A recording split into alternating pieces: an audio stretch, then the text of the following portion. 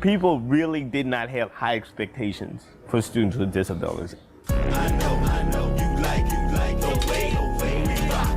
I know, you like the way we rock.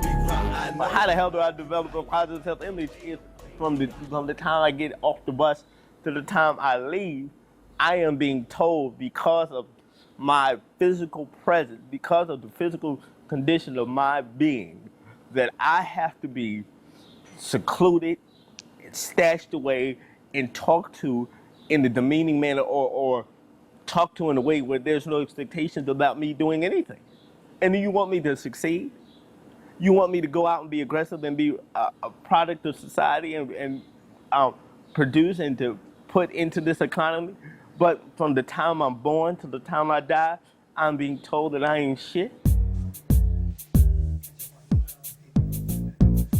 Keith told me what it was like to grow up in the 1970s, when almost all kids with disabilities were completely segregated from the typical kids. When he was Samuel's age, Keith lived in St. Louis and attended a separate public school for children with disabilities. Keith has cerebral palsy, which means his brain has difficulty controlling his muscles. The teachers really didn't push. There was more, okay, here's some manila paper and some crayons, color. You go and they drug you, you take your medicine at lunch, and you'd see half the kids slumped over at the table from taking Valium or Demerol or what have you, and it just was really not conducive to learning. I asserted myself. This is not challenging to me. I don't care about paste and popsicle sticks. I want math. You know, can I get some math? Something. Looking back on it now, it's like a nursing home facility. I don't want to be, doped up on Valium 50 years of my life sitting in a one-legged wheelchair shaking a cup. That's not what I want. I want a house, I want a car, I want a wife, I want kids, I want a dog. The whole thing. But every time I would say that, you could see this thing in the back of people's heads going, that's nice, but it's really not for you. When I was born deaf, my mother cried. She really did not see a future. The doctors said he would never amount to anything, his mental capacity would be little to none, and you should probably give him up and think about adoption. I really didn't even know that something was going on, that there was something wrong in my mind.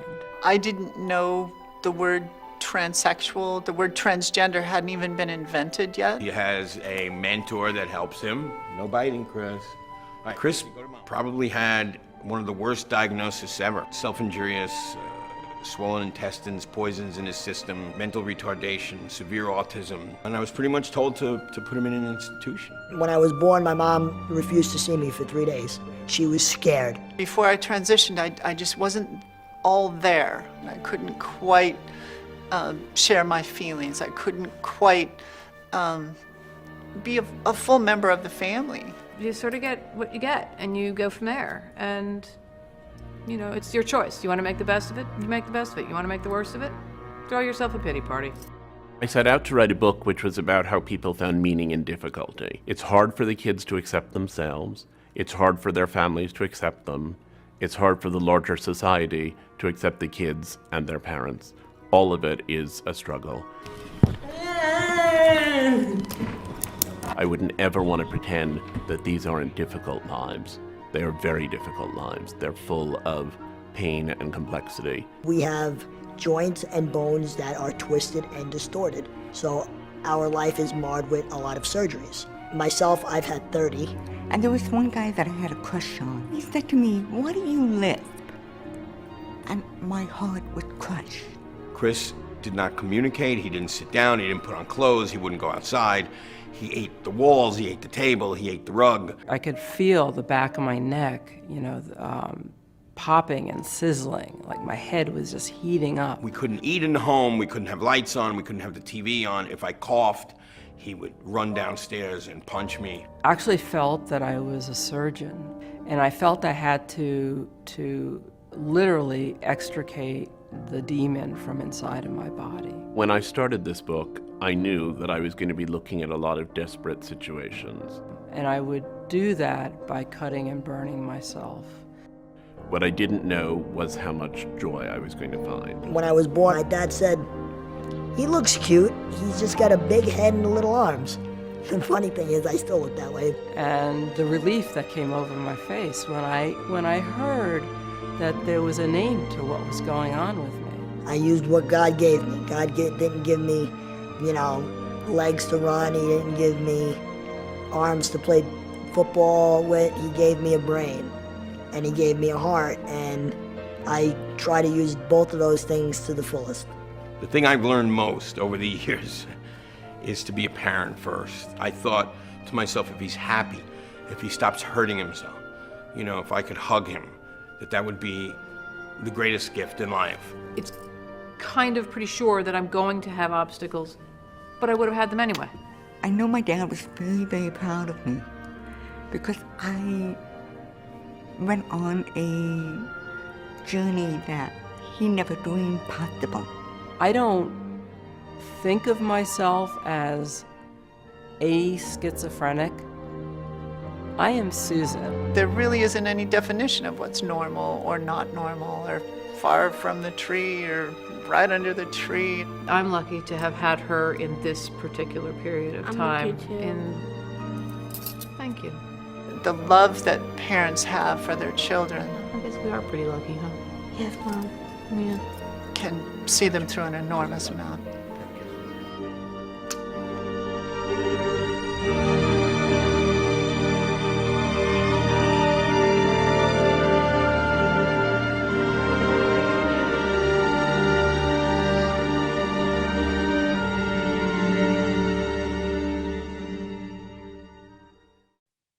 So I think you can see in those two differences that in the past, we really used to view individuals with disabilities or even differences from what we call a deficit perspective, whereas now there's a very strong movement to see all the different strengths and to see students as individuals and to draw upon their strengths to really bring out the best in those students. So it's a really, really exciting time to be a special education teacher. I'd like you to think about this maybe for our Q&A at the end. What I have found over my time as an assistant professor of special education is that it's very, very common for people to want to become special education teachers because they've had either a friend or a family member who was in special education or who is identified with a disability. And often, unfortunately, their family member or their friend's experiences were negative. And so they think to themselves, I want to make a change, and that's why I'm going to become a special education teacher. I think those stories are really neat to hear. So if you have anything like that that you'd like to share, please consider sharing that during our Q&A session. Okay, let's take a look at this is a typo. We have 2 credentials and 1 added authorization. So our 2 credentials are mild to moderate and moderate to severe. Our added authorization is in early childhood. So with the mild to moderate credential option, these are teachers who typically work with students with learning disabilities, with ADD and ADHD, and with emotional and behavior disorders. Typically, teachers that work with students with mild to moderate disabilities, they'll either do what's called push-in, where they go into a general education class and work with a small group of students with these mild to moderate disabilities, or they'll do a pull-out, where they pull the students out of the classroom and work in small groups with those students. Our other credential is called moderate to severe. Some disabilities in this category are significant severe autism, like the young man we saw in the video, significant intellectual disabilities. Intellectual disabilities is the terminology that we now use to refer to what we used to refer to as mental retardation. So that's intellectual disabilities now. Down syndrome is another disability that is often considered to be moderate to severe. And then our early childhood added authorization. This is for young students ages 3 to 5 with developmental delays or disabilities. And sometimes people with this added authorization work with even little bitty kiddos, so birth to 3 years of age. And the way the added authorization works is that first you would get your credential, and then you would go on to add on this early childhood added authorization. I'm not sure if I mentioned this elsewhere in the presentation, so I'll go ahead and touch on it just a little bit now. The way the credential works is that first you get your bachelor's degree or your undergraduate degree in an area. A lot of our students will get their undergraduate degree in child and adolescent development. So you'll get your undergraduate degree first. Oh, liberal studies, that's another popular one. So you get your undergraduate degree, and then you go on into one of these credential programs, either the mild to moderate or moderate to severe, and then that's a year program. And in that year, you'll take coursework that will teach you how to educate students with disabilities, and then you'll also do a year-long student teaching practicum. So you'll take what you're learning in your coursework, and then you'll actually be working with kids throughout the day, applying all the things that you're learning in your coursework. All right, let's take a look at the mild to moderate category of disability referred to as learning disabilities. So learning disabilities, it's important to note that learning disabilities are not the same as intellectual disabilities. So intellectual disabilities, a very common way that we diagnose intellectual disabilities are individuals that have what we consider a low IQ. Learning disabilities is something completely different. So learning disabilities are characterized by neurological differences in the brain structure that impacts students' ability to do things like reading. It can impact their ability to do mathematical calculations. It can impact their ability to write. So it impacts their ability to, let's say, achieve certain like grade level standards, but their IQ or their intelligence is not impacted. Let's take a look at ADD and ADHD. This is a pretty common disability. Let's take a look. It says ADHD is primarily caused by the brain's inability to release enough of the chemicals dopamine and norepinephrine, leading to inattention, impulsiveness, and hyperactivity. There are 3 types of ADHD: hyperactive and impulsive, inattentive, and combined. There's a very common myth that I hear all the time that, you know, if people were just better parents, then their kids wouldn't be acting like that. That's a myth. ADHD is not caused by bad parenting. When a child with ADHD blurts things out or gets out of his seat in class, it's because he has significant difficulty controlling his impulses, not because of a lack of discipline. And again, here, there is no relationship between ADHD and IQ or intelligence. And in fact, studies have even shown that students and children with ADHD often have very high IQ. Let's look at the mild to moderate disability of emotional behavior disorders. This is what I had my PhD in. Kiddos with emotional behavior disorders are my passion. So these students often experience distorted thinking, excessive anxiety, and abnormal mood swings. They often have learning difficulties, again, not intellectual disabilities, but learning difficulties where they perform below grade level.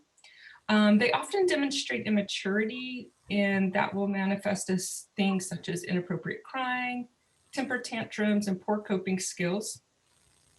They often withdraw and will have significant difficulty interacting with their peers, parents, and teachers. And then they can also be the exact opposite of that, where there is not withdrawing, it's significant acting out, or even self-injurious behavior, fighting, conduct disorder. And then in instances of extreme hyperactivity, that can fall under the category of an emotional behavior disorder. So this would be demonstrated by a short attention span or impulsiveness. Okay, and now let's take a look at a very common common category of a moderate to severe disability. That's going to be significant autism. You may know that autism exists upon a spectrum. So there are some individuals that have autism, but their symptoms and manifestations, it's very, very slight, and it doesn't impact their day-to-day functioning. Those individuals would be served in a mild to moderate classroom. However, just like the gentleman, the young gentleman that we saw in the video earlier, he has what would consider significant autism. So it says research indicates that genetics are involved in the vast majority of the cases.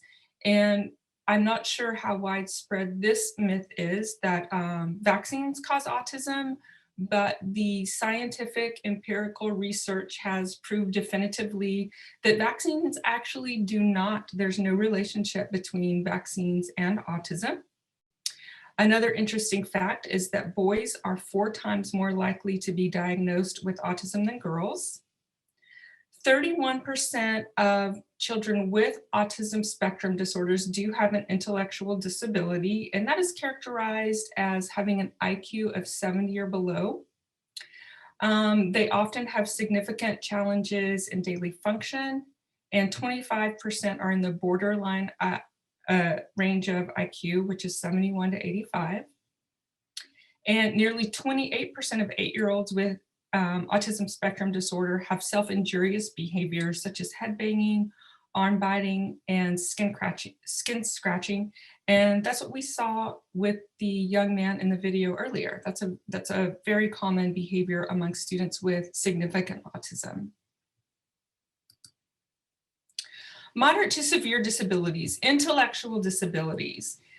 So in order to receive the diagnosis label of intellectual disabilities, individuals or students must demonstrate limitations in 2 areas, so intellectual functioning and adaptive behavior. So these limitations are expressed in the person's conceptual, social, and practical everyday living skills. So in other words, students that have intellectual disabilities, for example, if you have a teenager with intellectual disabilities, he or she probably will not ever be able to do the daily living skill of learning to drive a car. Or if they're younger, they'll need significant help in learning to or practicing going to the store to purchase items, things like that. Many adults with intellectual disability can live independent, productive lives in the community with significant support from families, friends, and agencies. And I referenced this earlier, intellectual disabilities, again, used to be referred to as mental retardation. We don't use that term at all anymore. Down syndrome. This is another common disability in the moderate to severe category.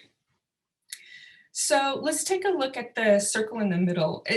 Down syndrome occurs when an individual is born with a full or partial extra copy of chromosome 21. This additional genetic material alters the course of development. And I'm going to go up to the very top oval. These individuals are at increased risk for congenital heart defects, respiratory and hearing problems, Alzheimer's disease, childhood leukemia, and thyroid conditions. Individuals with Down syndrome will often have heart problems that require surgery. So I've worked with several students with Down syndrome who've had repeated surgeries over the year. These students can often have low muscle tone, small stature, and an upward slant to the eyes. They have pretty visible facial characteristics. And it says all people with Down syndrome do experience cognitive delays, but the effect is usually mild to moderate and is not indicative of the many strengths and talents that each individual possesses. And strong educational programs and a stimulating home environment can really support people with Down syndrome living independent lives, facilitated with help in the community. Early childhood services. So if this is something, if you love working with little kids, this is a really appealing option for a lot of people. Little kids were not ever my thing, but some people really enjoy working with little kids. So let's take a look at what early childhood special education teachers do. So these teachers evaluate students' learning challenges and revise the curriculum to match where the child is functioning. They help children with under 6. So if students are identified with a disability very early, for example, cerebral palsy can be identified very soon after birth. Down syndrome can even be identified in utero. So as soon as the child is born, if they are found to have a disability, they can start receiving services right away. And you might think, well, what can you do with a little tiny baby that has an identified disability? And it's the simple things like help with fine motor skills, eating, drinking. So just the basic skills and developmental milestones that children need to pass through. Early childhood educators can help with this. In an early childhood setting, you're going to want to provide a quiet, structured, and learning environment for any students that might have sensory processing disorders. These teachers might schedule after school parent conferences and pulling together data to talk about the child's improvement. So you'll be working really closely with parents with these young children. And then these classes will be very small. You'll be working with very small groups of children so that you can meet their individual needs where the student is. Inclusion and push-in. We touched on this a little bit earlier. This is a very popular model that is used in schools today. So when I very first started my career as a teacher, even students that had very mild disability, they were educated separately from students without disabilities. There's been a strong movement over the year that has really gained a lot of momentum called inclusion. That terminology, you might be familiar with that. But the idea behind inclusion is that the research supports that students with disabilities, even students with severe disabilities, benefit greatly from being with their students without disabilities to the greatest extent possible throughout the day. So many schools have adopted this inclusion model, and in an inclusion model, students with disabilities are educated in the general education setting all day long, start to finish.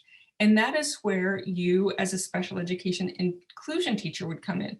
You would go into the students and support the students with IEPs, but also in an ideal model, you'd support any students in the room that need extra help. So I'm a big fan of the inclusion model. It can really be beneficial, very beneficial for students. And as a special educator, you 100% do not work in isolation. You will, all throughout your days, you'll be interacting significantly with parents, with other special education teachers, with general education teachers, but then also with other related service providers. And these are going to be professionals such as speech pathologists, occupational therapists, physical therapists, school psychologists, etc. So because students with disabilities have so many needs, it really takes a team of people wrapping that students with support in order to ensure that the students are successful. So you really need to have strong collaboration skills when you're a special education teacher. And in fact, I've taught in 3 different university level programs that prepare special education teachers. And each program has had one specific course that's specifically dedicated to collaboration within the context of special education. Is it all fun and games? Well, no. There are a lot of legal requirements for students with disabilities, and these are requirements that protect the student. Because of these different legal requirements, there is a lot of paperwork that is involved with being a special education teacher.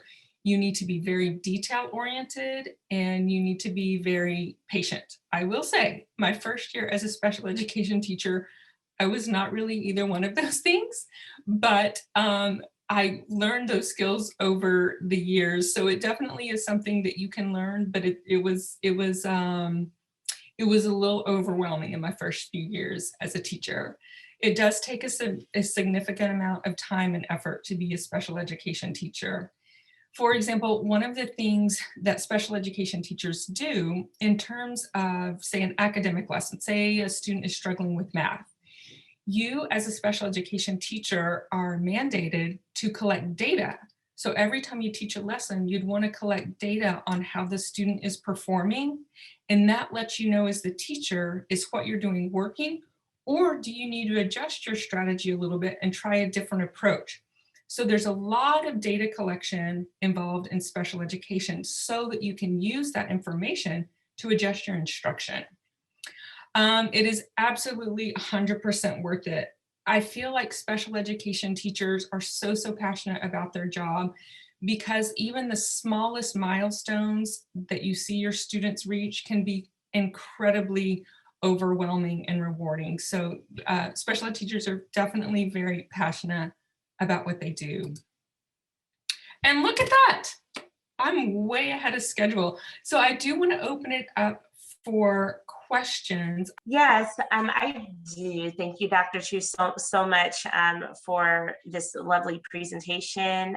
We really do appreciate it. A lot of informative things, a lot of things that I didn't even know myself. The first question, Dr. Chiu, is, do you have a class that helps explain about emotional disturbance? That's a great question. And because that's my background, I wish I could say yes, but unfortunately I have to say no. We unfortunately don't. So the way our program is set up though, so while we don't have a class specifically dedicated to that, you'll find information about emotional behavior disorders spread throughout the program. And it's actually the same with autism.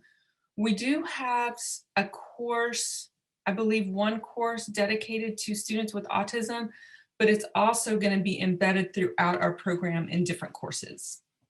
The next question is, what are the education requirements to teach special education? So you have to have your undergraduate degree, you have to have your credential, and in order to get your credential, you have to pass, I'm not sure if you all are familiar with an exam called the CBEST. You have to pass the CBEST, and you have to pass the CBEST to get into our credential program. You also have to pass the CSETs. I'm not sure if you're familiar with that, but that's another set of examinations that you need to pass in order to get into the program. You'll need to get your credential. Then you need to pass another exam called the RECA exam. This is an exam that tests your ability to teach literacy skills. But I will say this, there are several hoops that you have to jump through. But once you have done those things, a special education credential is a golden ticket. You can go anywhere in the state and get a job like that. If you're bilingual, if you're a person of color, you are even more needed in this field and you will get a job like that. If you're male, you're also needed in this field and you will get a job very easily. There are, I don't want to speak to this definitively, but I'm not sure, because sometimes if you go to another state, I believe our credential transfers to other states. But the idea that I do want to express is that we are desperate for good special education teachers. And frankly, we're desperate for any special education teachers. If you want a job as a teacher and you become a special education teacher, you will have a job in hand very quickly. And then the next question is, what special education strategies have you used to help students? So one of the things, I worked with students with mild to moderate disabilities, and one of the most powerful strategies that I found was helpful for them. So my students, I worked with students that had difficulties with reading and writing, so dyslexia and dysgraphia, that's the official names. One of the things that I found most helpful, it's called the I do, we do, you do model. So let's say I was teaching a lesson on using quotation marks, which for students with learning disabilities and writing, it can be really, really tricky for them to learn that skill. So in the I do, we do, you do model, the first step is I do. So I would first model, a little paragraph, putting the quotation marks in the right way. And I would teach them that skill with just me doing it. And at that phase of the instructions, the student can ask me any questions they want. We can clarify, I go over it. Then when I can see that the students feel pretty comfortable there, then we'd move into what's called the we do model. At the we do phase, students would work in either with one other partner or in a small group. And so I would give them an activity where they needed to put the quotation marks, say, in the correct places in a paragraph. And they would work in a small group, work together, help each other out, and then would review their responses as a class. When everything was solid there, so they had seen me do it, that had a chance to ask questions. They'd worked in small groups together to support one another, ask more questions, get their questions answered, solidify the concept. Then they would move on to you do, which is the independent practice. And at that phase, they would work independently to demonstrate their knowledge of putting quotation marks in the right place. But the more students can see the teacher model something and the more chance they have to practice with one another, the more successful they are when they go on to work by themselves. Thank you. And then I believe Patricia Campbell, she's raising her hand, had a question. Go ahead and unmute yourself, Patricia. Yes, hi, thank you. I'm a current Compton College student living in the city of Riverside because I just moved to Riverside recently. Okay. And so my question to you was, now that they have this, I know that the inclusion started like in the 80s where they mixed the children. Have you found that to be where more parents and other children that don't have these special needs problems are more tolerant? Because I know that at the beginning, I was kind of a little uneasy when I found out because one of the children in my daughter's classroom, I think he has AD, and he pushed my daughter and it just drove me crazy. I was like, hey, why don't you have him on meds? What's going on? But now that I started going to school and I've educated myself, I realized that, it's important that they mix because but do you think that it's really helping? So yes, there's a lot of research that shows that it is really helping the students with disabilities. And there is research that speaks to exactly what you're talking about, that it helps students without disabilities as well. But I will say, I'm not going to lie, I'm not going to sugarcoat it. You're not alone as a parent. There are many parents that, because of exactly what you just said, have a little bit of, pushback against the inclusion model because the point, you're bringing up very real world points. And the fact of the matter is, when there are students with disabilities in general education classroom, they do need more attention from the teacher. And so the attention is shifted a bit from the students without disabilities to the students with disabilities. I'll say this too. So in a dream world, unfortunately, the public schools, I think as we all can agree, public schools are not funded the way they need to be funded. Public school teachers are not paid the way they need to be paid. If the funding was put there, if this was prioritized, if we could get supports in every classroom the way we needed. So for example, the classroom that I believe you said it was your daughter was in. Yeah, my daughter. If there was enough support in that classroom for that student with a disability, then that would have been a non-issue. It never would have happened because there's enough support to go around. So really, one of the underlying issues is that we need better funding, but that's, that's a whole nother issue. Because I made a big deal out of it. My daughter didn't. She was like, Mom, you just don't understand. Wow, isn't that interesting? And, I think she was more tolerant than I was. Wow. It's a really good point. He needs help.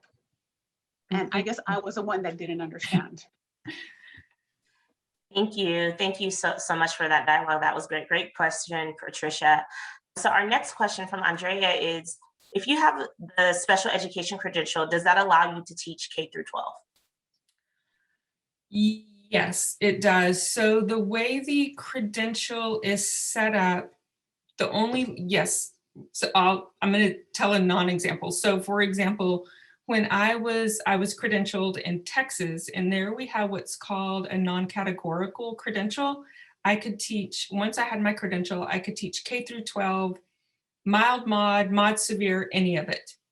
So that was in California, it's only divided by credential area. So either mod severe or mild mod. But you can't teach any grade level. If you want to teach or work with the little bitty ones, you will need to have that early childhood added authorization. Awesome, thank you. Then I just had a question that I thought would be great for everyone to know, which is what traits or character traits or characteristics or qualities should a special education teacher have? I can hands down answer that with 100% confidence. You need to be patient and you need to be flexible. Where's my fingers? Patient and flexible. Again, I was not those two things when I started. But the fact of the matter is, if you're going to be a special education teacher, you will sink if you can't figure out how to develop both of those characteristics. For me, being a teacher taught me both of those characteristics, hands down. You have to become those things. If you're naturally, you are just that's just something, one of your inborn characteristics is that you're patient and that you're flexible, you will be an amazing special education teacher right out of the gate. Others of us, we have to develop those skills as the years go by, but it can be done. Thank you. And the next question is the credential process you described pretty standard throughout the CSU system or specific to Cal State Fullerton? Very standard. I believe every CSU. So that's actually a really good question. The way the credentials are set up, it's not actually according to the college, it's according to the state. So the California Commission on Teacher Education. And so it's all driven by the state. So the state requirement is that you have an undergraduate degree. And then the state requirement is that you go on to get a credential after that. There are different programs across the state where it's embedded. It's called sort of like an accelerated track where you get your undergraduate and your degree in 4 years. Those programs are very rigorous. You have to have a lot of time and you have to be highly organized and very high performing, but it is possible to do it in 4 years. There was something else I was going to say. You may have heard from friends or family members who have become intern teachers. Intern teachers can be hired on as a teacher by a school district if you have an undergraduate degree in any subject area. At the same time, if you get hired on as an intern teacher, you're the teacher of record, but you must be enrolled in the credential coursework and you have 2 years to finish it. But for those of you, and again, if this is an option that you want to do, it's a lot of work because you're a full-time teacher. You're also carrying a full course load, but it is an option to get a job. And these are going to be in high need district. And what that usually means is districts that are lacking resources. They are typically the ones that are really, really desperate for teachers and will hire intern teachers. Thank you. And I'm glad that you brought that up. The next question is, does special education require 2 credentials and multiple subject? And it says education specialist, which is special education credential. Oh, those are one and the same. So it's either just, some people say special education credential, some people say education specialist credential. That terminology is one and the same, and you just choose the route you want to go. Do you want to work with students with mild to moderate disabilities, or do you want to work with students with moderate to severe disabilities? And you get your credential in one of those areas. Yes, and I may have said the question wrong. I think what they were asking is, do you have to get both the multiple subject credential and the education specialist credential? So I apologize. Oh, I'm sorry. Yes, I probably misunderstood. No, you do not have to get a multiple subject credential first or at all. Okay, thank you. I will chime into that. There are different programs out there that do offer a dual program. I know one of the ones, at least in Southern California, unfortunately, Cal State Fullerton does not offer it. Hopefully one day they will. But I know Cal State Long Beach does offer the dual. I think they call it an urban dual program where they offer both. So just kind of, and I don't want to lose you to Cal State Long Beach, but they do have it's a really good program and it's a really beneficial credential to have. And I was in Bakersfield before I was here. There was even talk in Bakersfield that some of the districts were only going to hire teachers that have that dual credential. It's a very, very valuable program, and I'm 100% with you. I would love for us to get it at Fullerton. There's been some chatter about it, but no one seems to be willing to take the leap to develop it. But I do hope we get it someday. I hope so too. That would be great for a lot of our local students. The next question is, can that, let's see, it may have been to a previous question earlier. It says, can that open the door for social services also? I know, Patricia, I don't know if you want to just kind of chime into what you were referring to. I know that a lot of schools have social workers that come into the school. And so just because I saw it in the city of Compton, then the social workers are there like all day. So I don't know if it's, a teaching thing or if it's just there to monitor the student. That's why I was curious, because I know that there's social workers. Yeah, I've worked at some public schools that have had, it's called a Communities in Schools is the program I'm familiar with, but yeah. No, so usually in schools that lack resources or that have students with a lot of needs, there will be a social worker in the school, but it is a social worker, someone with a degree in social work, and it's separate from education. It's two different. So they don't have to have the degree in order to be able to, because, I thought it was like all in one, because don't they need to know what the child is learning in order to be able to successfully do their job as well? Right, that's a good point. I can't speak, to everyone, but in my experience, the social workers in schools that I have worked with, they don't really provide any educational services. It is more social support, mental and emotional support. So that's my experiences. But again, Compton might have a model that I'm not sure of. So yeah. Do you have a YouTube channel where you provide information and services and maybe details and classes recorded on YouTube?